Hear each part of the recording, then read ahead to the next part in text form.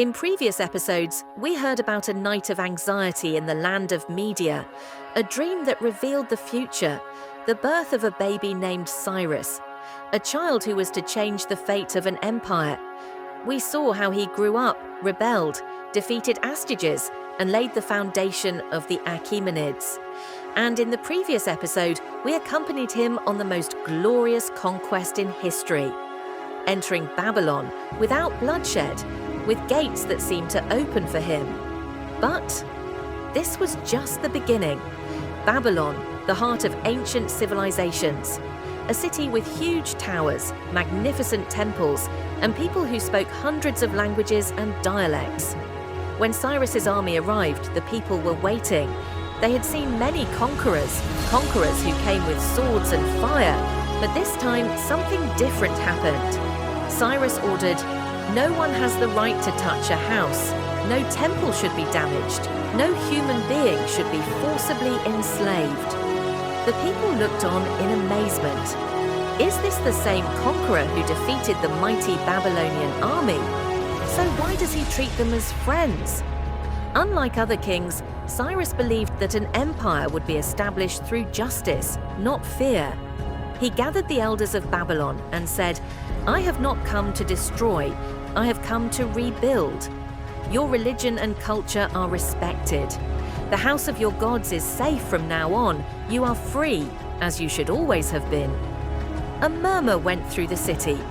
For the first time, the people of Babylon saw a conqueror who was not their enemy.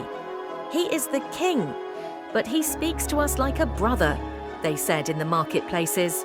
Sometime later, Cyrus wrote a decree. On a clay tablet, he engraved words that will forever remain in history. The Cyrus Cylinder, the first declaration of human rights. In it, he said, "I, Cyrus, the king of the world, will oppress no one. I will free people to choose their own religion. I will not force anyone to work. Everyone is free to have their own home and belief in their own land." These words were beyond time. In a time when the world was full of slavery and bloodshed, Cyrus spoke of freedom.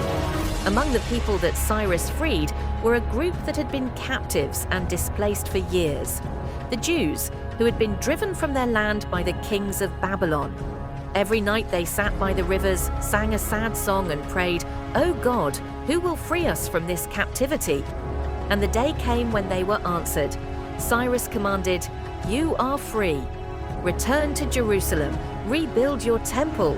Tears of joy welled up in their eyes. They called Cyrus their savior. In the Bible, his name was recorded as the Messiah of the Lord, a Gentile king, but God's chosen one for liberation.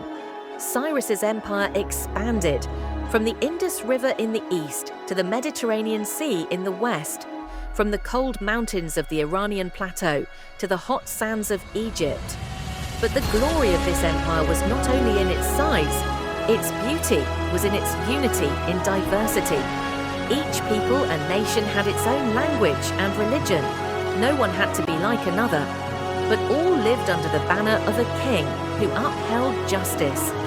Imagine a caravan setting out from India, carrying spices and colorful fabrics. They arrive at Susa, a bustling city in Iran. From there, they go to Babylon and then to Egypt. There are no obstacles in their way, only security, roads and bridges built by Cyrus. His empire was the first truly global road. Years passed. Cyrus, a conquering king but not a bloodthirsty one, laid the foundations of a new civilization. A civilization based on forgiveness, freedom, and respect. And today, thousands of years later, his name is still spoken with respect on tongues. Not only in Iran, but in the world. His name lives on clay tablets, in the Bible, in the heart of history, and in the hearts of men. And as if still, through the dust of centuries, a quiet voice says, "A kingdom cannot stand on fear, but a kingdom on justice is eternal." Cyrus, the great king. Cyrus, the friend of freedom.